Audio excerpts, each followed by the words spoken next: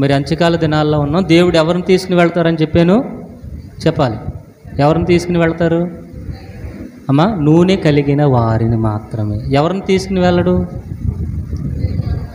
దేవుడే చెప్పారు కదా, పరిశుద్ధంగా ఉన్నా, యథార్థంగా ఉన్నా, దేవుని సాక్షులుగా ఉన్నా, నూనె లేకపోతే అనగా పరిశుద్ధాత్మ దేవుని శక్తి లేకపోతే దేవుడు ఏం చేసుకోలేడు? తన రాజ్యానికి తీసుకుని వెళ్ళలేడు. ఎందుకనంటే యేసు ప్రభువారే మధ్యలో పెట్టది, దీని పిన్ను మధ్యలో పెట్టు. యేసు ప్రభువారు ఈ లోకంలోనికి వచ్చినప్పుడు యేసు ప్రభువారికి అవసరం అవ్వచ్చింది పరిశుద్ధాత్మ దేవుని శక్తి. అవునా కదా? ఆయన 30 సంవత్సరాలు ఎదురు చూశారంట ఆ శక్తి కోసం. ఎన్ని సంవత్సరాలు? 30 సంవత్సరాలు. అంటే చాలామంది బయట ఉన్నటువంటి బోధలు ఏంటి అంటే, తండ్రి అయినటువంటి దేవుడు పెద్ద ఆయన, రెండో ఆయనేమో కుమారుడైనటువంటి క్రీస్తు, మూడో ఆయనేమో పరిశుద్ధాత్మ దేవుడని వారిలో వారికే భేదం పెట్టారు. హల్లెలూయా.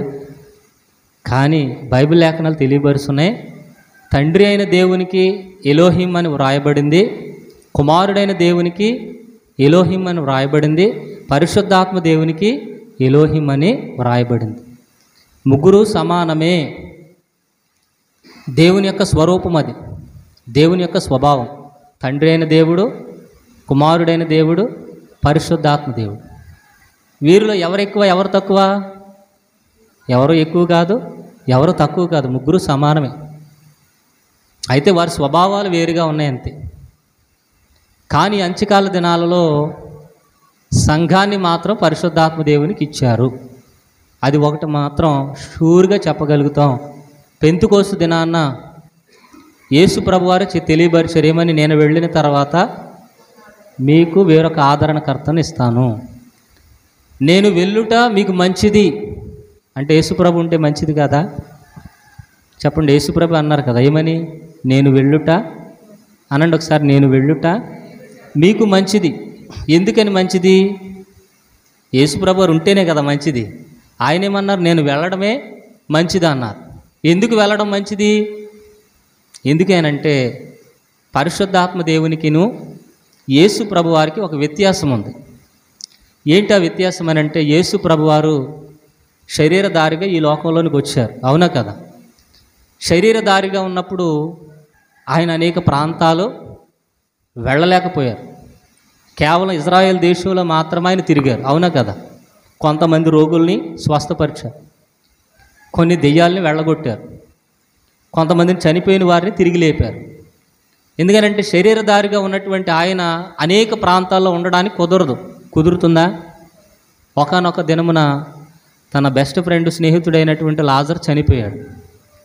చనిపోయినప్పుడు కబురు అందింది, అయ్యా మీ స్నేహితుడైనటువంటి లాజర్ చనిపోయాడని కబురు అందింది. అందినప్పుడు యేసు ప్రభు వారు వెళ్ళడానికి ఎన్ని రోజులు పట్టింది? 4 దినాలు. ఎందుకు పట్టింది 4 దినాలు? ఆయన శరీరధారిగా ఉన్నారు. ఒక చోట ఒకరోజు మాత్రమే ఉండగలుగుతారు. ఇప్పుడు మీరే ఉన్నారు, అర్జెంటుగా ఇప్పుడు హైదరాబాద్ వచ్చి 1 సెకండ్లు అంటే ఎవరు వస్తారు? మీరు వెళ్ళిపోతారా? పోనీ ఇప్పుడు ఫ్లైట్లు ఉన్నాయి కాబట్టి వెళ్ళొచ్చేమో కదా, ర్యాకెట్లు ఉన్నాయి కాబట్టి వెళ్ళొచ్చేమో. మరి ఆ దినాలలో కాలినడకన వెళ్ళాలి. అందుకని సర్వమానవాళి పాప విమోచనార్థం యేసు ప్రభు వారు అయితే రక్తాన్ని చిందించారు, రక్షణ ప్రణాళికను ఏర్పాటు చేశారు. కానీ ఈ సువార్తను అనేక ప్రాంతాలకు బోధించాలి అని అంటే, చీకటిలో ఉన్న వారికి విడుదల కావాలి అని అంటే ఆయన ఆత్మరూపుడిగా రావాలి. బిగ్గరగా చప్పట్లు కొట్టి దేవుని నామాన్ని మహింపరుద్దాం. హల్లెలూయా. ఆయన ఎలా రావాలి? ఆత్మరూపుడిగా రావాలి, ఆత్మదేవుడిగా రావాలి, ఆత్మస్వరూపుడిగా రావాలి, ఆత్మయున్న దేవుడు రావాలి. ఆయనప్పుడు ఒక ప్రాంతానికి చెందడాయన, ఒక చోట ఉండడాయన. ఆయన సర్వంతర్యామిగా, సర్వవ్యాపిగా అనేక ప్రాంతాల్లో ఉంటారు. అందుకని ఈ సంఘకాలం అంతా కూడా వారు అలాగ పనిని విభజించుకున్నారు. వాళ్ళు సంఘకాలం అంతా కూడా పరిశుద్ధాత్మ దేవునికి అప్పగించారు. కాబట్టి పరిశుద్ధాత్మ దేవుడు మనలో ఉండాలనేది ఎవరి కోరిక? తండ్రి అయిన దేవుని కోరిక, యేసు ప్రభు వారి కోరిక. హల్లెలూయా. కాబట్టి ఒకళ్ళు ఎక్కువ కాదు, ఒకళ్ళు తక్కువ కాదు. పరిశుద్ధాత్మ దేవుడు దేవునిలో ఒక భాగం, కుమారుడైన దేవుడు దేవునిలో ఒక భాగం, తండ్రి అయిన దేవుడు దేవునిలో ఒక భాగం. యాక్చువల్లీ యేసు ప్రభు వారిని రెండో కేటగిరీలో కుమారుడని ఎందుకు అన్నారు అని అంటే, ఆయన కుమారుడు అవతారం ఎత్తవలసి వచ్చింది. కదా. యేసుప్రభు వారు కుమారుడు అవతారం ఎత్తవలసి వచ్చింది. అందుకని తన్ను తాను తగ్గించుకున్నాడని ఫిలిప్పి పత్రికలో కూడా వ్రాయబడింది. అవునా కదా. పరిశుద్ధాత్మ దేవుడు సంఘయుగంలో వచ్చాడని చెప్పేసి మూడో దేవుడు, తక్కువ దేవుడు అని మనం చూడకూడదు. ముగ్గురు కూడా ఒకటే, ముగ్గురికి కూడా ఒకే నామం ఉంది, ముగ్గురికి కూడా ఒకే శక్తి ఉంది, ముగ్గురికి కూడా ఒకే అధికారము ఉన్నది. హల్లెలూయా. అందుకని ప్రస్తుత సంఘకాలంలో ఉన్నటువంటి మనము ఆత్మను ఆర్పకుండా ఉండుదుము గాక. అసలు పరిశుద్ధాత్మ దేవుడు అంటే ఏంటంటే భక్తి చేయడానికి. ఇప్పుడు భక్తి అంటే ఏంటి? చాలామంది పాటలు పాడడం భక్తి అనుకుంటారు, చాలామంది వాక్యం ప్రసంగం చేయడం ఎలాగూ భక్తి అనుకుంటారు, కొంతమంది ప్రార్థనలు చేయడం భక్తి అనుకుంటారు. కానీ దేవుడు కోరుకునే భక్తి ఏమిటి చెప్పాలి? దేవుడు కోరుకునే భక్తి ఏమిటి అని అంటే దేవుడు మానవుడు కలిసి జీవించాలి. దగ్గరగా చెప్పలు కొట్టి దేవుని నామం మహింపరు. ఇప్పుడు భక్తి ఏంటో చెప్పండి, భక్తి ఏంటో చెప్పండి. దేవుడు మీరు కలిసి ఉండాలి. మరి దేవుడు మీరు ఎప్పుడు కలిసి ఉంటారు? మందిరంలోకి వచ్చినప్పుడా, ఆదివారపు ఆరాధన రోజున, లేదా ఆరాధన చేస్తున్న సమయంలో బలమైన అభిషేకం వస్తుంది కాబట్టి అప్పుడు కలిసి ఉంటారా? లేదా నిరంతరం కలిసి ఉండాలా? ఆదాముని ఎందుకు తయారు చేసాడు దేవుడు చెప్పండి అమ్మా. అలా చూస్తున్నారేంటి? స్తోత్రం చెప్పండి. హల్లెలూయా. కొంచెం నవ్వు మొఖాలు పెట్టుకుని ఉండండి. ఆదాముని ఎందుకు తయారు చేసాడు దేవుడు? ఆయన మహిమ నిమిత్తం, ఆయన స్తుతించడానికి, ఆయన మహిమపరచడానికి. అంత మాత్రమే కదా, మానవుడు దేవుడు కలిసి ఉండాలని 1000 సంవత్సరాలు అలాగే బ్రతికారు కదా. చల్లపూటను దేవుడు ఆదామవ్వల దగ్గరికి వచ్చేవారు, ఆదామవ్వలు దేవుని దగ్గరికి వెళతూ ఉండేవారు. అలా కలిసి ఉండాలని దేవుని ఉద్దేశం. కానీ కలిసి ఉండగలిగారా చెప్పాలి? ఉండగలిగారా అని అంటే ఉండలేకపోయారు. పాపం వారిని దూరపరిచింది. మరలా యేసు ప్రభు వారు రక్షణ సంకల్పాన్ని ఏర్పాటు చేసి మరలా ఇద్దరిని సంధి చేశారు. నా మాటలు అర్థమవుతున్నాయి? స్తోత్రం చెప్పండి. హల్లెలూయా. కాబట్టి వెళుతూ అంటే ఈయన కూర్చున్న ఆయనే తండ్రి అయిన దేవుడు ఆ పొజిషన్లో సర్వంతర్యామిగా ఉన్నాడు. కుమారుడైనటువంటి దేవుడు ఉన్నాడు, పరిశుద్ధాత్మ దేవుడు ఉన్నారు. కాబట్టి పాడైపోయినటువంటి పాపపు లోకాన్ని విమోచించడానికి కొద్దిసేపు కుర్చీ విడిచి వచ్చారంతే. హల్లెలూయా. ఎవరు? యేసు ప్రభు వారు కొద్దిసేపు కుర్చీ విడిచి వచ్చారంతే. అవునా కదా. ఆయన కుమారుడు క్యారెక్టర్ వేయవలసి వచ్చింది, కుమారుడిగా రావాల్సి వచ్చింది. ఈయన కుమారుడు అన్నారు కాబట్టి, ఎందుకంటే ఆయనే చెప్పుకున్నారు నేను దేవుని కుమారుణ్ణి. ఎందుకు చెప్పుకున్నారు చెప్పాలి? ఎందుకు చెప్పుకున్నారు? ఇవే వినాలి మీరు. దేవుడు మిమ్మల్ని ఆశీర్వదిస్తాడు, దేవుడు మిమ్మల్ని దీవిస్తాడు, మీ దుఃఖ దినములు సమాప్తం అయిపోతాయి, హల్లెలూయా స్తోత్రం వెళ్ళిపోండి అని అన్నట్టుగా కాకుండా నిజమైనటువంటి వాక్యాన్ని మనం విందుముగాక. అలాగూ వెళ్ళిన వాళ్ళకి అసలు ఇసుక వేసినా రాలట్లేదండి, బోళ్ళంత మంది జనం వస్తున్నారండి. అంటే మూఢభక్తిలో ఉండిపోయారు అందరూ. కానీ మన సంఘం మూఢభక్తి లేదు, మిమ్మల్ని ఏదో ఆ మూఢలోనికి తీసుకుని వెళ్ళాలని, గురుటితనంగా ఉంచాలి అనేది కాదు. అందరం కూడా ఆత్మ నింపుకొని, అందరం కూడా దేవుని సాక్షులుగా, దేవుని రూపంలోకి మారిపోయి, అందరూ కూడా బైబిల్ చదివేటట్లుగా, అందరూ కూడా దేవుని చిత్తాన్ని ప్రకటించేవారుగా, అందరూ కూడా దేవుని రూపంలోనికి మారిపోయేటట్టుగా మీరు ఉండాలి. హల్లెలూయా.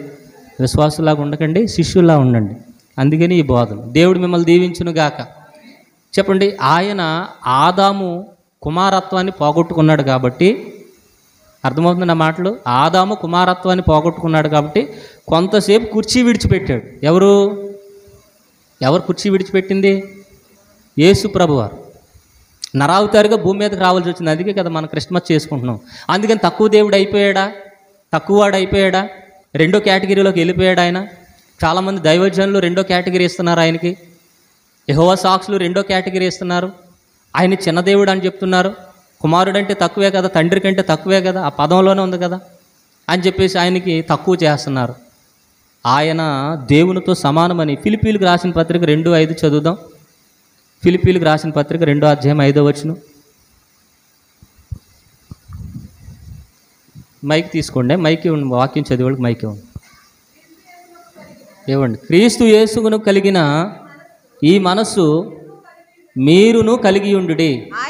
ఆయన దేవుని స్వరూపమయ్యుండి కలిగిన వాడయుండి దేవునితో సమానముగా ఉండుట విడిచిపెట్టకూడని భాగ్యమని ఎంచుకొనలేదు గాని ఆయన దాసుని స్వరూపం అంటే మనుషుని పోలికగా పుట్టి దాసుని స్వరూపమును ధరించుకుని తన్ను తానే రిక్తిగునిగా చేసుకొనెను. క్రైస్తవ లోకంలో యేసు ప్రభువారిని తగ్గించడం ఘోరాతి ఘోరమైన పరిస్థితి. యేసు ప్రభువారిని తక్కువవాడిగా చూడడం ఘోరాతి ఘోరమైన పరిస్థితి. అపవాది పన్నుతున్న తంత్రం. ఏమండి, ఆయన ఎవరైనా కుమారుడైన దేవుడు ఎవరు? దేవుడైన దేవునితో సమానం. ఆయన దేవుడు. ఆది అందు వాక్యం ఉండెను, వాక్యము దేవుని యొద్ద ఉండెను, ఆ వాక్యమే దేవుడై ఉండెను. దేవుడు ఆయన. అయితే ఈయన స్వభావాలు వేరేగా ఉన్నాయి, అవి వేరేగా మాట్లాడుకుందాం. కాబట్టి కొంతసేపు ఆదాము నెరవేర్చలేనటువంటి రక్షణ సంకల్పాన్ని, ఆదాము దేవునితో కలిగి ఉండలేనటువంటి ఆ స్థితిని రెండో ఆదాముగా యేసు ప్రభువారు నెరవేర్చడానికి ఈ లోకంలోనికి వచ్చారు. విడిచిపెట్టకూడని భాగ్యమని ఎంచుకొని విడిచిపెట్టి భూలోకానికి వచ్చారు. స్తోత్రం చెప్పండి. అందుకని భూలోకానికి దీనుడిగా, దాసుడిగా వచ్చాడని చెప్పేసి మనం తగ్గించుదామా గౌరవాన్ని? ఆయన రెండో దేవుడిగా పెడదామా? చెప్పాలి, రెండో దేవుడిగా పెడదామా? త్రిత్వంలో చాలామంది రెండో దేవుడిగా పెడుతున్నారు ఆయన. యెహోవా సాక్షులు చెప్తున్నారు కదా, చాలామంది క్రీస్తు సంఘం వాళ్ళు కూడా చెప్తారు యెహోవా దేవుడు పెద్ద దేవుడు, యేసు ప్రభు వారు రెండో దేవుడు, కానీ యేసు ప్రభు ద్వారా అన్నీ ఏర్పాటు చేశారు అని రకరకాల బోధలు. ఇప్పుడు పరిశుద్ధాత్మ దేవుడేమో తక్కువ దేవుడు, అందుకని పరిశుద్ధాత్మ దేవుడిని అసలు పట్టించుకోవడమే మానేశారు కదా.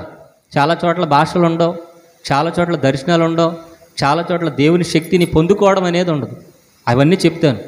సన్నిధి చేస్తారు కానీ సన్నిధి వారిలో మాత్రం ఉండదు. ప్రార్థన చేస్తారు కానీ ప్రార్థన వారిలో మాత్రం ఉండదు. హల్లెలూయా. కాబట్టి తండ్రి అయినటువంటి దేవునికి ఒక స్థితి ఉంది, ఒక పరిస్థితి ఉంది. తండ్రి అయినటువంటి దేవుని కాలం పాత నిబంధన కాలం. పాత నిబంధనలో యెహోవా దేవుడిగా ఆయన కొనియాడబడ్డారు. పాత నిబంధన అయిన తర్వాత రక్షణ సంకల్పానికి యేసు ప్రభు వారు భూమి మీదకి వచ్చారు. యేసు ప్రభు కాలంలో ఆయన 33.5 సంవత్సరాలు జీవించి ఏం చేయబడ్డారు? సిలువకి వెళ్ళి అనేకులకు దేవుని రాజ్యం గురించి ప్రకటించి 12 మంది శిష్యులను ఏర్పాటు చేసుకుని ఇప్పుడు అంటున్నారు, నేను వెళ్ళుట మీకు మంచిది అని తెలియపరుస్తున్నారు. అయితే జరిగినటువంటి ప్రణాళిక ఉద్దేశం కేవలం ఇజ్రాయేల్ దేశంలోనే యూదులు మాత్రం ఏర్పాటు చేసుకున్నాడు. కానీ దేవుని చిత్తం ఏంటంటే యావత్తు లోకానికి సువార్త వెళ్ళాలి, యావత్తు ప్రజలందరూ రక్షణ పొందుకోవాలి. అందుకని దేవుడు అన్నాడు, నేను వెళ్ళిన తర్వాత మీకు వేరొక ఆదరణకర్తను పంపిస్తాను అని అన్నాడు. మరి పంపించినటువంటి దేవుణ్ణి సంఘం పట్టించుకుంటుందా? ఆ రోజులో వచ్చినటువంటి యేసు ప్రభు వారిని ఇజ్రాయేలీలు పట్టించుకున్నారా? ఆయన అబద్ధ బోధకుడు అన్నారు, దెయ్యాలు పట్టినవాడు అన్నారు. ఆయన్నే రకరకాలుగా హింసించి అవహేళన చేశారు, అపహాస్యం చేశారు. నువ్వు దెయ్యాలు పట్టినవాడు, అందుకని అనేకమైన బోధలు చేస్తున్నావని ఆనాడు ఇజ్రాయేలీలందరూ యేసు ప్రభు వాళ్ళని తోళనాడితే యేసు ప్రభు వారు అక్కడ ఉండలేక వెళ్ళిపోయారు. యేసు ప్రభు వారు వెళుతూ పరిశుద్ధాత్మనిస్తే ప్రస్తుత సంఘాలు, ప్రస్తుత జనాలందరూ కూడా ఇప్పుడు పరిశుద్ధాత్మ దేవుడిని ఏం చేస్తున్నారు? దూషిస్తున్నారు. పరిశుద్ధాత్మ దేవుడిని అవమానపరుస్తున్నారు. పరిశుద్ధాత్మ దేవుడిని అసలు పొందుకోవట్లేదు. అందుకని ఆత్మని ఆర్పకండి అని దేవుడు చెప్పారు. పరిశుద్ధాత్మని దుఃఖపరచకండి అని దేవుడు చెప్పారు. ఆ రోజులు యేసు ప్రభు వారిని ఎలాగైతే అపహాస్యం చేశామో, యేసు ప్రభు వారిని అవహేళన చేశామో, తండ్రి అయిన దేవుని మాటలు వినలేదు. ఎందుకంటే ఆయన కోపం ఎక్కువ అంట. తండ్రి అయిన దేవునికి ఏమి ఎక్కువ? కోపం ఎక్కువ. సరే కోపాడుతున్నానని చెప్పేసి కుమారుడైన దేవుణ్ణి తల్లిగా పంపించారు. ఎలా పంపించారు? కుమారుడైనటువంటి దేవునికి తల్లి స్వభావం ఉంటుందండి. అది ఒక రోజున చెప్పుకుందాం. ఆయన ఎక్కువ ప్రార్థన చేస్తాడు. ఆయన విజ్ఞాపనకర్త. ఆయన మనకి హెచ్చరించేటువంటి దేవుడు. కానీ పరిశుద్ధాత్మ దేవుడు ఆదరణకర్త. బిగ్గరగా చెప్పలు కూడా దేవుని నామని మహింపరు. సంఘములో మానవునికి కష్టం ఉండకూడదని, నష్టం ఉండకూడదని, బాధ ఉండకూడదని పరిశుద్ధాత్మ దేవుణ్ణి పంపించారు. కాబట్టి పరిశుద్ధాత్మ దేవుని పేరేంటి చెప్పాలి? ఆదరణకర్త. ఆయన మనల్ని బలపరిచేది, ఆయన మనల్ని స్థిరపరిచేది. ప్రస్తుతం ఉన్నది ఎవరే అని అంటే పరిశుద్ధాత్మ దేవుడే. ప్రతి ఒక్క మనిషిలో ఉండేది పరిశుద్ధాత్మ దేవుడే. చూద్దాం, తెస్సలోనికీయులకు రాసిన మొదటి పత్రిక 5వ అధ్యాయం 19వ వచనం. 5వ అధ్యాయం 19వ వచనం. తెస్సలోనికీయులకు రాసిన మొదటి పత్రిక 5వ అధ్యాయం. మైక్ తీసుకోండి. ఆత్మను ఆర్పకుడి, ప్రవచించుటను నిర్లక్ష్యం చేయకుడి, సమస్తమును పరీక్షించి మేలైన దానిని చేపట్టుడి. సరిపోతుంది. హల్లెలూయా. ఇటు చూడండి ఒకసారి. ఆత్మను ఆర్పకూడదు. ఆత్మను ఆర్పకుండా ఉంటే నీకు ప్రవచనం వస్తుంది. ప్రవచనం అనగా వాళ్ళ గురించి వీళ్ళ గురించి పలికేది కాదు, నీ జీవితం గురించి నువ్వే పలుక్కునేది. ప్రవచనం అంటే ఏంటి? నీ జీవితం గురించి నువ్వే పలుక్కునేది, నీ జీవితం గురించి దేవుడు ఏర్పాటు చేసేది, నీ జీవితం గురించి సూటిగా దేవుడు మాట్లాడేది ప్రవచనం. ఇది ఎప్పుడు వస్తుంది? ఆత్మను ఆర్పకుండా ఉంటే. అంటే ఆత్మ ఆరిపోయే గుణం ఉన్నది దానికి. ఆరిపోవడం అనగా వెళ్ళిపోవడం, ఆరిపోవడం అనగా వెళ్ళిపోవడం. హల్లెలూయా. ఎందుకనంటే యేసు ప్రభు వారే జాలి కలిగిన దేవుడు అంట. యేసు ప్రభు వారి పేరేంటి? జాలి కలిగిన దేవుడు, దయ కలిగిన దేవుడు, ప్రేమ కలిగిన దేవుడు. యేసు ప్రభువారి కంటే జాలి దయ కలిగిన దేవుడు పరిశుద్ధాత్మ దేవుడు అంట. హల్లెలూయా. అందుకని ఊరికి దుఃఖపడతాడంట ఆయన. ఇంకేసు ప్రభువారికి అప్పుడప్పుడు కోపం వస్తుందేమో కానీ పరిశుద్ధాత్మ దేవుడు ఇంకా సున్నితమైన మనిషి, ఇంకా సున్నితమైన దేవుడు. అందుకని పరిశుద్ధాత్మ దేవుడిని పావురంతో పోల్చాడు. పావురం ఎక్కడ ఉంటుంది? కాకులు ఉన్న చోట ఉంటుందా? అరుపులు ఉన్న చోట ఉంటుందా? పెద్ద పెద్ద సౌండ్లు వచ్చే చోట ఉంటుందా? ఎవరికి కనిపించకుండా ఒంటరిగా వెళ్ళి కొండ శిఖరాల మీద తనంతట తానే బ్రతుకుతూ ఉంటుంది. పరిశుద్ధాత్మ దేవుడు కూడా అటువంటి వ్యక్తే. కానీ ఆ శక్తి వచ్చినప్పుడు మాత్రం బలం ఉంటుంది, ఆ శక్తి వచ్చినప్పుడు మాత్రం దేవుని ఉంటుంది. ఆ శక్తిని తట్టుకోలేక ఎక్కువగా చప్పట్లు కొట్టడం, భాషలు మాట్లాడడం, మనిషి అటు ఇటు కదలడం జరుగుతుంది. అంటే శక్తి మాత్రం బలమైనది, ఆయనలో ఉన్న ప్రభావం మాత్రం బలమైనది, ఆయనలో ఉన్న ప్రభావం మాత్రం కార్యాలు చేసేది, ఆయనలో ఉన్న ప్రభావం మాత్రం మనల్ని హెచ్చించేది, ఆయనలో ఉన్న ప్రభావం మాత్రం మనకు ధైర్యాన్ని ఇచ్చేది, ఆయనలో ఉన్న ప్రభావం మాత్రం ఎటువంటి సమస్యనైనా ఎదురించే తత్వం ఉంది. కానీ ఆయన గుణం ఏంటంటే దుఃఖపడతాడు. ఆయన గుణం ఏంటంటే ఆయనకు వ్యతిరేకంగా నడుచుకుంటే చెప్పకుండా వెళ్ళిపోతాడు. ఆయన గుణం ఏంటంటే మనల్ని దీవించడానికి వచ్చినటువంటి ఆయన మనం పట్టించుకోకపోతే ఆ దీవెనలు పట్టుకుని వెళ్ళిపోతాడు. అందుకని పరిశుద్ధాత్మను ఏం చేయకూడదంట? ఆర్పకూడదు. సమస్తమైన దాన్ని మేలుగా తెలియకపోతే తెలుసుకోవాలి తప్ప మనం ఆర్పకూడదు. అమ్మో ప్రార్థన చేస్తుంటే ఇదేంటో వైబ్రేషన్ వస్తుంది, ఇదేంటో కదలలేని స్థితి వస్తుంది, ఏళ్ళేమనుకుంటారు, వాళ్ళేమనుకుంటారు, పాస్టర్ గారు ఏమనుకుంటారు అని చెప్పేసి ఆయనకు అప్పగించుకోవాల్సిన మనం ఈయన్ని దూరం పెట్టడం అనేది జరగకూడదు. రెండో చదువు ఎఫెసీయులకు రాసిన పత్రిక 4:30 చదువుదాం. ఎందుకంటే ప్రస్తుతం మనలో ఉండవలసింది పరిశుద్ధాత్మ దేవుడు. దేవుని నిబంధన ఇది పరిశుద్ధాత్మ దేవుడు. 4:30 దేవుని పరిశుద్ధాత్మను దుఃఖపరచుకుడి విమోచన దినం వరకు ఆయన యందు విమోచన దినం అనగా యేసు ప్రభువు వచ్చేంత వరకు మనల్ని ముద్రించుకున్నారు ఆయన ఆత్మ చేత. హల్లెలూయా. విమోచన దినం వరకు ఆత్మను ఏం చేసుకోవాలి? ఇటు చూడాలి. ఆత్మను ఏం చేసుకోవాలి? కాపాడుకోవాలి. ఆత్మను పొందుకున్నారా అంటే చాలామందికి తెలియదు. కానీ ఆత్మ గురించి అనేకమైన బోధలు మీకు తెలియబరుస్తున్నాయి. ఆత్మను పొందుకోవాలి, ఆత్మను కలిగి ఉండాలి, ఆత్మశక్తి చేత నింపబడాలి. ఆత్మ ప్రభావం చేత నింపబడితే మనకు ఎంతో సంతోషం, ఎంతో ఆనందం. ఎటువంటి సమస్యలు అయినా సరే నిలబడగలిగినటువంటి స్థితి ఏర్పడుతుంది. అప్పుడు ఆ ఇంటికి ఇంటికి పరిగెట్టవలసిన అవసరం లేదు, ఆ ఊరు వీరు ఊరు వెళ్ళవలసిన అవసరం లేదు, వాళ్ళకి వీళ్ళకి చెప్పుకోవాల్సిన బాధ లేదు. ఎందుకంటే మనలో ఎవరున్నారు? పరిశుద్ధాత్మ దేవుడు ఉన్నాడు. ఎప్పటి వరకు ఉంటారంట? విమోచన దినం వరకు కూడా ఆయన ఉంటారు. తండ్రి అయిన దేవునికి లోబడ్డాం, కుమారుడైన దేవునికి లోబడ్డాం, పరిశుద్ధాత్మ కూడా లోబడదామా? చెప్పాలి. పరిశుద్ధాత్మ కూడా లోబడాలా వద్దా? ఎందుకంటే ప్రస్తుతం పరిశుద్ధాత్మ యుగమే జరుగుతుంది. ఎందుకంటే యేసు ప్రభు వారు వెళ్ళిపోయారు. ఎక్కడికి వెళ్ళారు? పరలోకానికి. తండ్రి కుడిపార్శ్వని కూర్చున్నారు. ఇప్పుడు అక్కడ ఉండి విజ్ఞాపన చేస్తున్నారు. ఎందుకంటే మనం రక్షించబడాలని. ఎలా రక్షించబడతాం? ఇప్పుడు మన దగ్గర ఉన్న పరిశుద్ధాత్మ దేవుని స్వీకరించి రక్షణ పొందుకోవాలి, దేవుని పొందుకోవాలి, ఆశీర్వాదం పొందుకోవాలి. మనల్ని ఆశీర్వదించడానికే, మనలో ఉండి మాట్లాడడానికే, మనలో ఉండి బలపరచడానికి ఆదరణకర్తను మనకి ఇచ్చారు. కాబట్టి తండ్రి ఇచ్చినటువంటి వాగ్దానాన్ని ఏం చేసుకోవాలి? మనము నెరవేర్చుకుందుముగాక.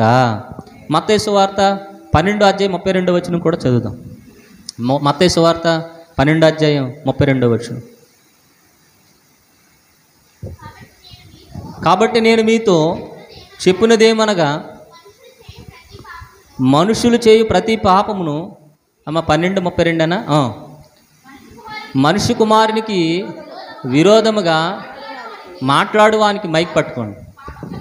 పాపక్షమాపణ కలగదు కానీ పరిశుద్ధాత్మనికి విరోధముగా మాట్లాడువానికి ఈ యుగమందైనను రాబో యుగమందైనను పాపక్షమాపణ లేదు. అయ్యో, ఎందుకు దేవుడు ఎంత కఠినమైన మాటలు మాట్లాడారు అంటే మీరు అనొచ్చు, అంటే పరిశుద్ధాత్మ పొందుకుని భాషలు మాట్లాడాలా పాస్టర్ గారు, దర్శనాలు చూడాలా, పలానా ఆవిడకిలాగా డ్యాన్సులు వేయాలా, పలానా ఆవిడకిలాగా చప్పట్లు కొట్టాలా, అంటే పరిశుద్ధాత్మను దూషిస్తే ఏమి లేదంట, పాపక్షమాపణ లేదు. ఎందుకని తండ్రి అయిన దేవుడు, కుమారుడైన దేవుడు అంత కఠినంగా నిర్ణయం తీసుకున్నారు? ఎందుకు అంత నిర్ణయం తీసుకున్నారనంటే పరిశుద్ధాత్మ దేవుడు గనక. దగ్గరగా చప్పట్లు కొట్టి దేవుని నామం అంటారు. హల్లెలూయా. ఎందుకనంటే కుమారుడైనటువంటి దేవుడిని దూషించినా పర్వాలేదు కానీ, ఎందుకంటే ఆయన యుగం అయిపోయింది. ఆయన దూషించినా పర్వాలేదు, ఎందుకంటే ఆయన లేడు ఇక్కడ. కానీ ఎవరున్నారు పక్కనే? ఇటు చూడండి, నా వైపు చూడండి, స్తోత్రం చెప్పండి. ఒక మనిషి ఇక్కడ లేడనుకోండి, ఆయన ఎంత తిట్టినా ఆయన పట్టించుకోరు. ఒక మనిషిని ఎదురుగా పెట్టుకుని తిట్టామనుకోండి, చెప్పాలి. ఒక మనిషిని ఎదురుగా పెట్టుకుని తిడితే బాధపడతాడా? బాధపడ్డా. అందుకని పరిశుద్ధాత్మ దేవుడు మీ పక్కన ఉన్నాడు, దూషించొద్దు. తండ్రి అయిన దేవుడు పరలోకంలో ఉన్నాడు, పరలోకమందున్న మా తండ్రి, ఆయన కిందకి రాడు. ఆకాశం నా సింహాసనం, భూమి నా పాదపీఠం అంటాడు. ఆయన భూమి మీదకి రాడు. కుమారుడైన దేవుడు అంటారా? ఆయన ఆల్రెడీ వచ్చి చక్కబెట్టుకుని వెళ్ళిపోయారు. ఆయన లేరు. ఆయన దూషించినా పర్వాలేదు, ఎందుకంటే అన్యులు అనేక రకాలుగా దూషిస్తున్నారు. కానీ పరిశుద్ధాత్మ దేవుని దూషించిన వారికి వెంటనే శిక్ష వస్తుంది, క్షమాపణ కూడా లేదు, ఎందుకంటే ఆయన మన పక్కనే ఉన్నాడు. హల్లెలూయా. ఇది ఘోరాతి ఘోరమైన పరిస్థితి. పరిశుద్ధాత్మ దేవుడు మన పక్కనే ఉన్నాడు కాబట్టి దూషించడానికి లేదు, ద్వేషించడానికి లేదు, నువ్వు వద్దంటానికి లేదు, ఆవిడ అలాగుందేంటి ఇలాగుంది అంటానికి లేదు. కాబట్టి పరిశుద్ధాత్మని మనం ఏం చేయకూడదు? దూషించకూడదు. ఎందుకనంటే ఆయన శక్తి అయి ఉన్న దేవుడు అన్నట్టు చెప్పండి ఒకసారి. శక్తి అయిన దేవుడు. ఎందుకంటే రక్తస్రావం కలిగిన స్త్రీ ఒక రోజున ఆయన వస్త్రపు చెంగుని ముట్టుకుంటే స్వస్థపరచబడతానని వెళ్ళి ముట్టుకుందంట. ముట్టుకున్నప్పుడు యేసు ప్రభులో ఉన్న శక్తి, యేసు ప్రభులో ఉన్న ప్రభావం ఎవరిలోనికి వెళ్ళిపోయింది? ఈమెలోనికి వెళ్ళిపోయింది. అంటే ప్రభావం కలిగిన దేవుడు. హల్లెలూయా. పరిశుద్ధాత్మ శక్తి మనము ఇతరులకు చెప్పాలి అనండి ఒకసారి. పరిశుద్ధాత్మ దేవుని శక్తిని మనం పొందుకోవాలి, ఇతరులకు చెప్పాలి. యేసు ప్రభు చెప్పాడా లేదా? అసలు అక్కడ చెప్పవలసిన పరిస్థితి ఉందా? ఎందుకంటే ఆమె అనేక మంది వైద్యుల దగ్గరికి వెళ్ళి ఇబ్బందులు పడుతుంది. సరే ఏదో ముట్టుకుంది, బాగుపరచబడింది, ఆడవిడే కదా, స్త్రీయే కదా, విడిచిపెట్టవచ్చు కదా. వెళ్ళి ఆయన ఆగిపోయాడు. వెళ్ళి ఆయన ఆగిపోయి ఎవరో నన్ను తాకారు, ఎవరో నన్ను ముట్టారు అని ఎందుకు చెప్తున్నాడు అని అంటే పరిశుద్ధాత్మ దేవుని ప్రభావం వీరిలోనికి వెళ్ళింది. ఈ ప్రభావం ఉంటే మీకు కూడా ఆరోగ్యము, మీకు కూడా దీవెనని చెప్పడానికి పబ్లిసిటీ చేశాడు. హల్లెలూయా. కాబట్టి ఆ ప్రభావం మనం పొందుకోవాలి, ఆ ప్రభావాన్ని మనం స్వీకరించాలి, ఇతరులకు కూడా చెప్పుదుము గాక. హల్లెలూయా. కాబట్టి ఇప్పుడు ఎవరి యుగం ఇదంతా? పరిశుద్ధాత్మ దేవుని యుగం.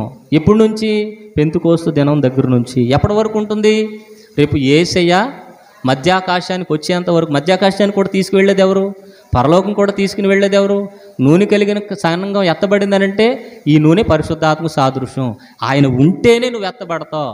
ఎన్ని ప్రార్థనలన్నా చెయ్యి, 40 దినాలు ఉపవాసం ఉండు, నీ శరీరాన్ని నలగొట్టుకో, ఎన్ని ఇబ్బందులైనా పడు, తల కిందకి కాళ్ళు పైకి పెట్టి తపస్సు చెయ్యి, కానీ పరిశుద్ధాత్మ లేకపోతే రాకడికి ఎత్తబడవు.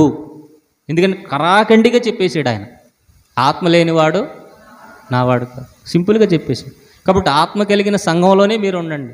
నేను కూడా ఎందుకు ఇంత ప్రయాసపడుతున్నానంటే ఎవరు వచ్చినా ఎవరు రాకపోయినా అల్టిమేట్గా మన గోల్ ఏమై ఉండాలంటే పరలోక రాజ్యం చేరుకోవాలి, దేవుని దగ్గరికి చేరుకోవాలి. మనుషుల కోసం కాదు నేను భక్తి చేసేది. ఎవరి కోసం చేస్తున్నా? దేవుని కోసం చేస్తున్నా.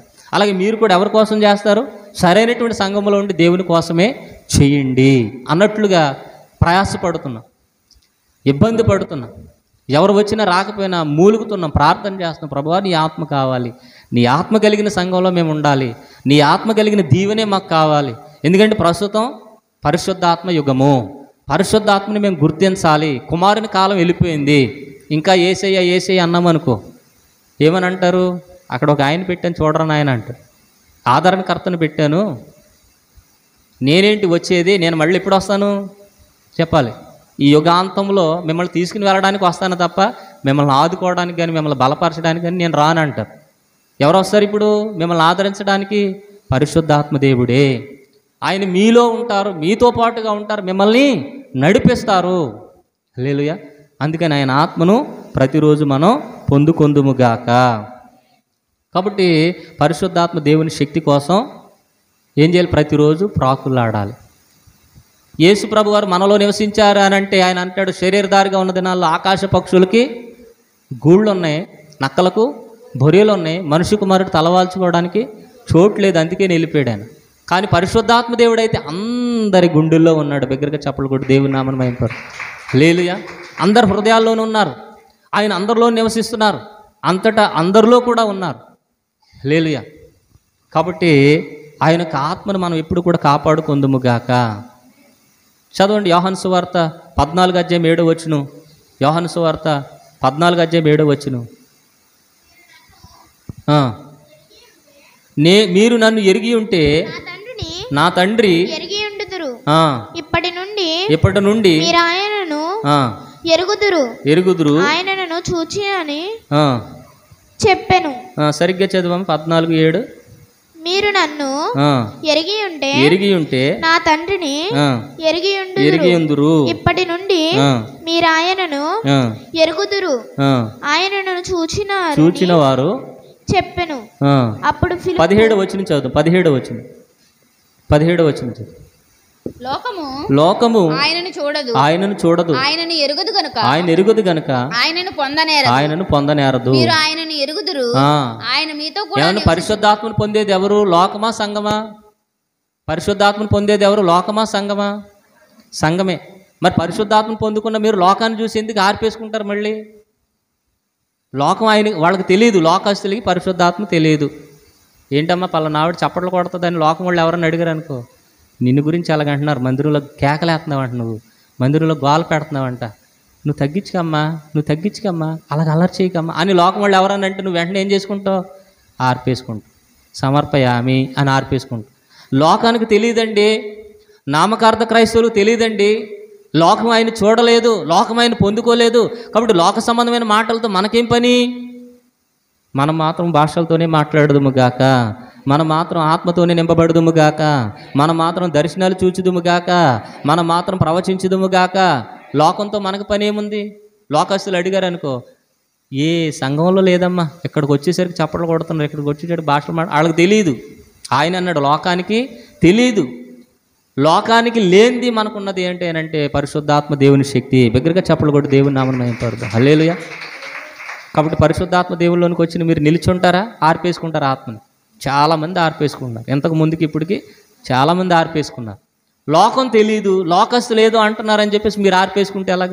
అందుకని మనలో కార్యాలు జరగకపోవడానికి కారణం, బలమైన ఉద్దేశాలు దేవుడి ఉద్దేశం నెరవేరలేకపోవడానికి కారణం మన ఆత్మకు చోటు ఇవ్వట్ల, పరిశుద్ధాత్మ దేవుణ్ణి మనలోనికి రానివ్వట్ల. ఆయన వచ్చేసరికి ఆగిపోతున్నాం. హల్లెలూయా. ఇటు చూడండి, నా వైపు చూడండి. దేవుని ఆత్మను పొందుకున్న మనము, దేవుని శక్తిని పొందుకున్న మనము దాన్ని కాపాడుకొందుముగాక. హల్లెలూయా. ఈయన కాపాడుకోకపోతే వెళ్ళిపోతారు, దుఃఖపరచబడి వెళ్ళిపోతారు, ఇబ్బందులు పడి ఆయన వెళ్ళిపోతారు. కాబట్టి లోకం ఏం చేయదు? ఆయన్ని చెప్పాలి. లోకం ఆయనను చూడదు, ఆయనను ఎరుగదు, ఆయన పొందనేరదు. మీరు ఆయనను ఎరుగుదురు, మీతో కూడా ఆయన నివసించును, మీలో ఉండును, మిమ్మును అనాథలుగా విడవను, మీ వద్దకు వత్తును, కొంతకాలమైన తర్వాత ఎన్నడూ చూడదు, అయితే నేను నిన్ను చూస్తాను.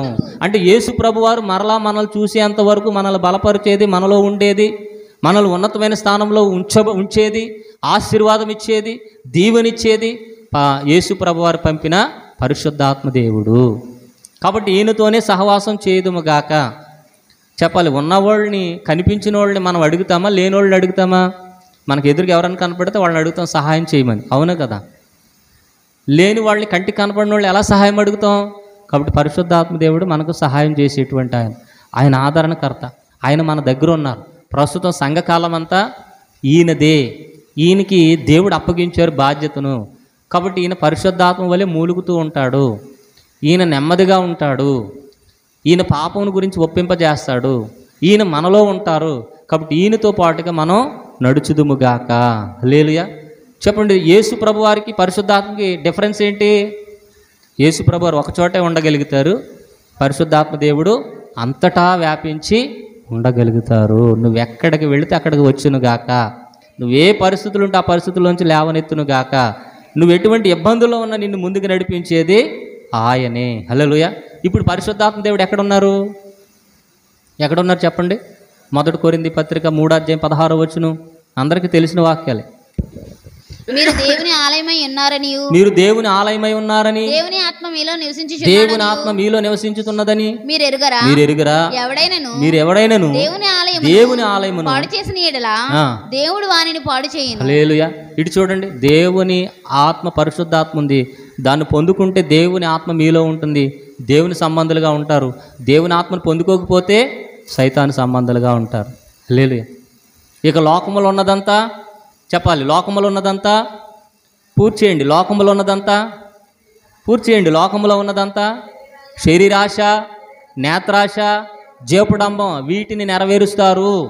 దేవుని ఆలయాలుగా మీరు లేకపోతే దేవుని శరీరం మీరు పాడు చేస్తారు, దేవుని ఆలయాలుగా మీరు లేకపోతే శరీరాశిలోకి వెళ్ళిపోతారు, నేత్రాశిలోనికి వెళ్ళిపోతారు, జీవపడమ్మలోనికి వెళ్ళిపోయి ఏమి తిందుమా, ఏమి త్రాగుదుమా, ఏమి ధరించుకుందామా, ఏమి ఎంజాయ్ చేద్దామా, వాళ్ళు వీళ్ళు చూడట్లేదు కదా, దేవుడు చూడట్లేదు కదా, దేవుడు కృపాకాలం ఇచ్చాడు కదా అని పాపంలో పడిపోతాం. కాబట్టి మనలో ఎవరు ఉండాలి? దేవుడు, పరిశుద్ధాత్మ దేవుడు ఉండాలి. అందుకని మీరు ప్రతిరోజు చెప్పుకోవాలి, నేను దేవుని ఆలయం అనండి ఒకసారి. నేను దేవుని ఆలయం. ఇంట్లో ఉన్నప్పుడు, బయట ఉన్నప్పుడు, సంఘంలో ఉన్నప్పుడు, ఏదైనా వ్యక్తి దగ్గరికి వెళుతున్నప్పుడు, ఎక్కడైనా సమాజంలోనికి వెళుతున్నప్పుడు, పెళ్ళిళ్ళకి వెళుతున్నప్పుడు, పుట్టినరోజులకు వెళుతున్నప్పుడు ఒకటే నువ్వు అనాలి, నేను చెప్పండి, నేను దేవుని ఆలయం, నాలో దేవుని ఆత్మ నివసిస్తుంది, నాలో ఉన్నవాడు లోకంలో ఉన్నవాడి కంటే గొప్పవాడు. ఈ 3 మాటలు మీరు అనుకోకపోతే పాపం చేయడానికి 100కి 200% మీరు యోగ్యులు. హల్లెలూయా. ఈ మాట కనుక మీరు అనుకోకపోతే ఎక్కడో చోట పడిపోతారు. సంసోను పడిపోయాడా లేదా? ఆత్మ కలిగిన ఆయనే పడిపోయాడు. దావీదు పడిపోయాడా లేదా? కాబట్టి ఈ 3 మాటలు చెప్పండి. నాలో దేవుని ఆత్మ నివసిస్తుంది, నేను దేవుని ఆలయం, నాలో ఉన్నవాడు లోకంలో ఉన్నవాడి కంటే గొప్పవాడు. ఈ మాట అంటే సాతాను పారిపోవునుగాక.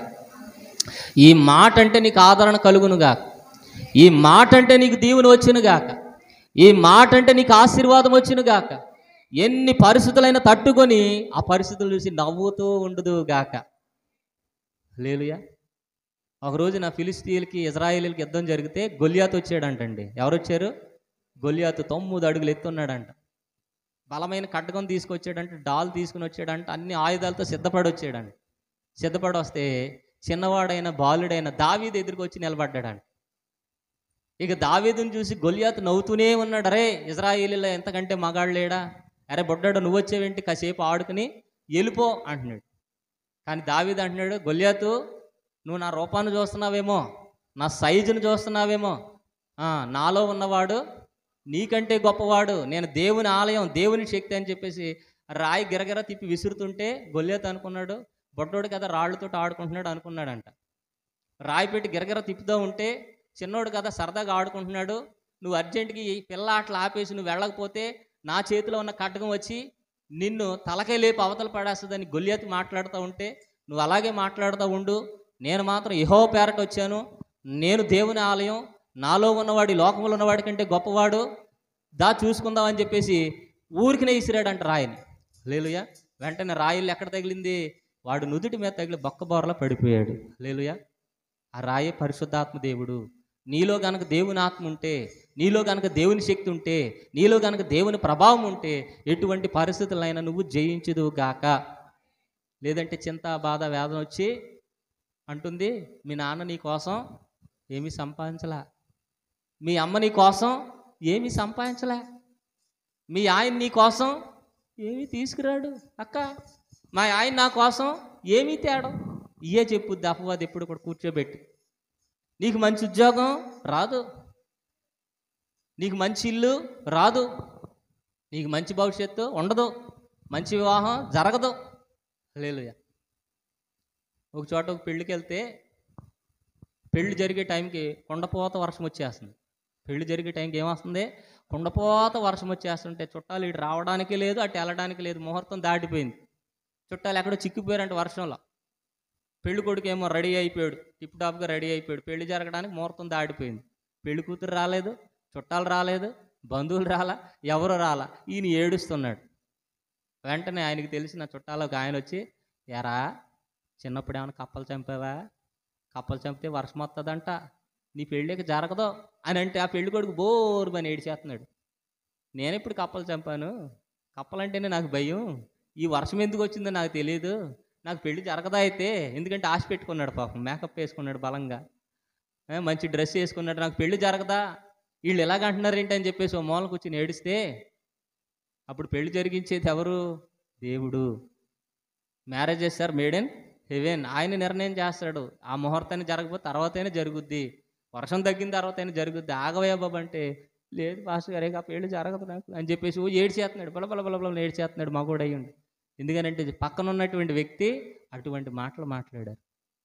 నీలో కనుక దేవుని ఆత్మ లేకపోతే, నువ్వు దేవుని ఆలయంగా లేకపోతే, దేవుని శక్తి నీలో లేకపోతే, పక్కన ఎవరన్నా సరే బుడబడా కార్చేసి నా జీవితం అలాగంట, నేను ఎలాగంట, మా నాన్న అలాగంట, మా అమ్మ ఎలాగంట అని చెప్పేసి నువ్వు ఏడవడమే కాదు, ఇంట్లో వాళ్ళందరినీ ఏడిపించుదుగాక. పైగా పౌరుషం వచ్చి ఎవడా నిన్ను అందే అని తల్లిదండ్రులు ఒకటి బాధపడాలి, నేను చూసుకుంటాను రేపు అని నాన్న కూడా బాధపడాలి, అమ్మ కూడా బాధపడాలి, చుట్టాలు బాధపడాలి, ఎరుగు పొరుగు వాళ్ళు బాధపడాలి. అసలు ఎవరికీ బాధ లేకుండా బాధని నువ్వు ఎదిరించుదువుగాక. ఉన్నతమైన స్థానంలో నువ్వు నిలబడుదువుగాక. నువ్వే అనేకులు బాధ పోగొట్టేంత స్థితిలోనికి నువ్వు మారిపోదువుగాక. హల్లెలూయా. ఎప్పుడు నీలో ఉన్నవాడు లోకంలో ఉన్నవాడి కంటే గొప్పవాడు. 3 మాటలు మర్చిపోకూడదు, జీవితాంతం మర్చిపోకూడదు. రోజుకి కనీసం 2000 సార్లు అన్న చెప్పాలి. అనండి ఒకసారి, రోజుకి కనీసం 2000 సార్లు అన్న చెప్పాలి. చెప్పకపోతే ఏదో క్షణంలో ఎక్కడో చోట పడిపోతావు, నీకు దుఃఖం వస్తుంది, జేబులో డబ్బులు ఉండవు, సమాధానం ఉండదు, భర్త లేడని, భార్య లేడని, పిల్లలు లేరని, అది లేదని, ఇది లేదని ఏడుస్తూనే ఉంటావు. నీ బ్రతుకంతా ఏడిపే. అందుకని పౌలు గారు అన్నారు, ఆనందించండి, మరలా చెప్తాను ఆనందించండి, ప్రభు వచ్చే వరకు ఆనందం. మరి ఆనందం ఎక్కడొస్తుంది చెప్పాలి? ఆనందం ఎక్కడొస్తుంది? దేవుని ఆత్మ ద్వారా, పరిశుద్ధ ఆత్మ ద్వారా. ఏమండి ఒక విషయం, దేవుని సన్నిధి అనండి ఒకసారి. దేవుని సన్నిధి అంటారు కానీ దేవుని సన్నిధిని అసలు లోపలికి తీసుకోరండి. ఇప్పుడు ఇక్కడికి వస్తారు, ఇక్కడికి వచ్చి ప్రార్థన చేస్తారు, ఇక్కడ దేవుని సన్నిధి ఉందయ్యా, అయ్యా నన్ను దీవించయ్యా, అయ్యా స్తోత్రమయ్యా, స్తోత్రమయ్యా, స్తోత్రమయ్యా, ఆమేన్ అని వెళ్ళిపోతాం. మరి దేవుని సన్నిధి ఉంది, నువ్వు ఆమేన్ అని వెళ్ళిపోయి ఉపయోగం ఏముంది? ఫర్ సపోజు రోగానికి ట్యాబ్లెట్ ఇక్కడ ఉందండి, అబ్బా మంచి ట్యాబ్లెట్ వచ్చింది, మంచి కంపెనీ వచ్చింది, ట్యాబ్లెట్ వచ్చింది, దాన్ని చూసి మాట్లాడేసి వెళ్ళిపోతా, నీకు ఏమైనా రోగం తగ్గుద్దా? ఈ ట్యాబ్లెట్ ఏం చేయాలి? లోపలికి వేసుకోవాలి. ఇక్కడ ఉన్న ఆత్మని ఏం చేసుకోవాలి? నువ్వు పొందుకుందువుగాక, భాషలు మాట్లాడుదువుగాక, ఆయనలోనికి నీలో వచ్చేంత వరకు నిలబడుదువుగాక, ఈ ఆత్మను పొందుకుని వెళ్ళి లోకంలో కూడా చూపించుదువుగాక, నువ్వు ఫలించి చూపించుదువుగాక, నువ్వు అభివృద్ధి చెంది చూపించుదువుగాక, నువ్వు సంతోషంగా ఉండి చూపించుదువుగాక, దేవుని దగ్గర నుంచి గొప్ప కార్యాలు పొందుకు నువ్వు చూపించుదువుగాక. కాబట్టి దేవుని సన్నిధి ఎక్కడ ఉండాలి? పక్కన ఉండాలా? పక్కన పెట్టుకుంటారండి. అక్కడ మంచి సన్నిధి ఉందని అక్కడికి వెళ్తారు, ఇక్కడ మంచి సన్నిధి ఉంది అక్కడికి వెళ్తారు. సన్నిధి ఎక్కడ ఉండాలి? నీలో ఉండాలి. రెండవది, ఈ యొక్క పరిశుద్ధాత్మ దేవుని శక్తి అనండి ఒకసారి. శక్తి లేని భక్తి వ్యర్థం. ఆ శక్తిని కూడా మీరు పొందుకొందురుగాక. హల్లెలూయా. కాబట్టి చెప్పండి ఒకసారి, దేవుని ఆత్మ నాలో నివసిస్తుంది, నేను దేవుని ఆలయమై ఉన్నాను, నాలో ఉన్నవాడు లోకంలో ఉన్నవాడి కంటే గొప్పవాడు. నిజంగా ఈ మాట మీరు అనుకుంటే పాపంలో ఎక్కడైనా పడతారా? అసలు పడే ఛాన్సే లేదు. నేను దేవుని ఆలయం అంటే అక్కడ గొప్ప పౌరుషం వస్తుంది. అమ్మో చాలా జాగ్రత్తగా ఉండాలి, అమ్మో చాలా ఆలోచన చేయాలి దీని గురించి. ఆషామాషి మాటలేం కాదు ఇవి. ఎవరన్నా ఫోన్ చేసిన వెంటనే అనాలి, నేను దేవుని ఆలయమై ఉన్నాను, ఫోన్ పక్కన పెట్టాలి. అంతే చెప్పు అని ఇష్టానుసారంగా మాట్లాడుతూ ఉన్నాం అనుకో, ఆత్మ ఏమైపోద్ది?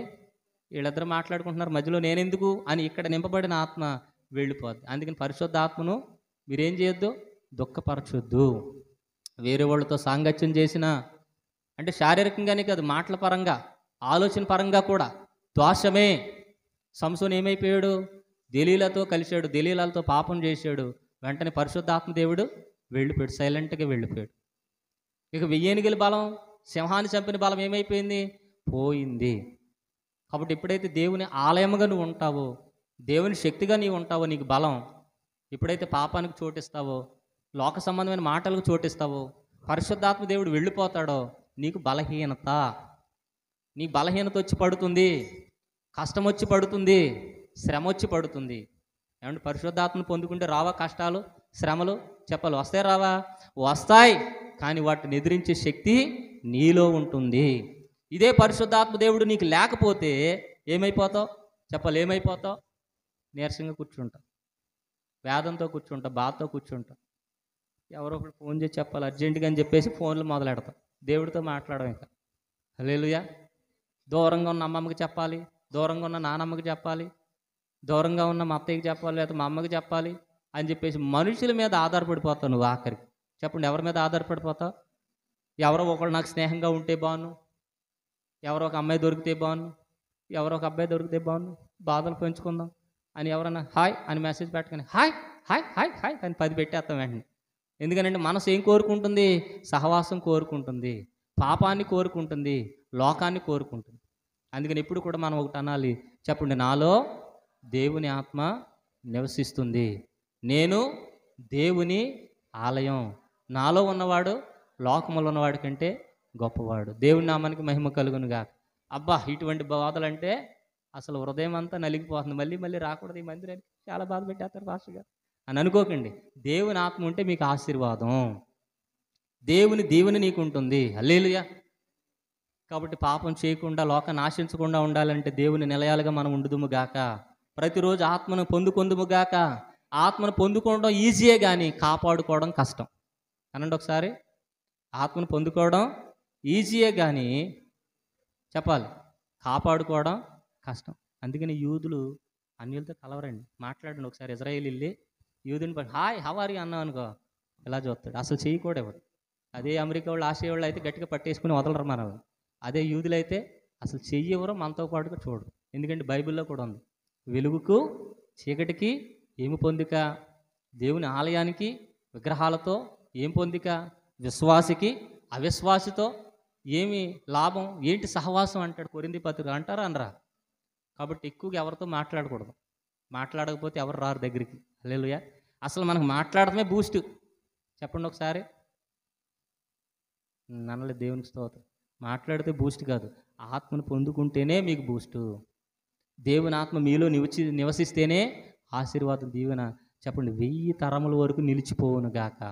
శాశ్వతమైనటువంటి రాజ్యంలో నువ్వు ఉండుదువు గాక, పరలోక రాజ్యంలో నువ్వు ఉండుదువు గాక, దేవుని దగ్గర నువ్వు ఉండుదువు గాక. కాబట్టి భూ సంబంధమైన ఆశీర్వాదాల వైపు మీరు చూడొద్దు కానీ పరలోక సంబంధమైన ఆశీర్వాదాల వైపు మీరు చూడండి. పరలోకంలో దేవుడు వచ్చి ఆత్మ కలిగిన వారిని మాత్రమే తీసుకుని బళ్ళ నమ్మకమైన మంచి దాసుడు అని చెప్తాడు. 7 ఏండ్ల పెండ్లు వింది ఎవరికి? చెప్పండి, 7 ఏండ్ల పెండ్లు వింది ఎవరికి? 7 ఏండ్ల పెండ్లు వింది ఎవరికి? బుద్ధి కలిగిన కన్యకులు, నూనె కలిగిన కన్యకలకే, వేరే వాళ్ళకి లేదు. కాబట్టి అటువంటి పరిస్థితుల్లోనికి మనం వెళ్ళొద్దు, వెడవబడిన వారుగా ఉండొద్దు. దేవుడు ఎప్పుడో వస్తాడని అనుకోవద్దు. ఇప్పుడే వచ్చే సమయం అయితే మనం ఎత్తబడే స్థితిలో ఉండాలి. అని అంటే ఆత్మను ఏం చేసుకోవాలి? చెప్పాలి, ఆత్మను ఏం చేసుకోవాలి? కాపాడుకోవాలి. ఆర్పుకోకూడదు, దుఃఖపరుచుకోకూడదు, ఎప్పుడు కూడా కాపాడుకుండాలి పరిశుద్ధంగా. ఎంత సాధ్యమైతే అంతవరకు పరిశుద్ధంగా నువ్వు ఉండుదువుగాక, పరిశుద్ధమైన జీవితాన్ని జీవించుదువుగాక, దాని కొరకు వాక్యాన్ని చదువుదువుగాక, దివారాత్రములు చదువుదువుగాక, రాత్రంతా ప్రార్థన చేయదువుగాక, పగలంతా ప్రార్థన చేయదువుగాక. అసలు మందిరాన్ని విడిచిపెట్టకుండా నువ్వు లోకంలోనికి వెళ్ళకుందువుగాక, మందిరాన్ని దైవజనులు హత్తుకుని ఉండుదువుగాక.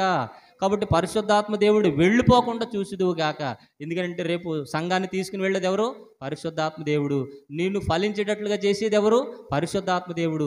విమోచన దినం వరకు నీ ఆత్మను కాపాడుకుందువుగాక. అటువంటి కృపాధన్యత మనందరికీ తోడైండును గాక. ఆమేన్.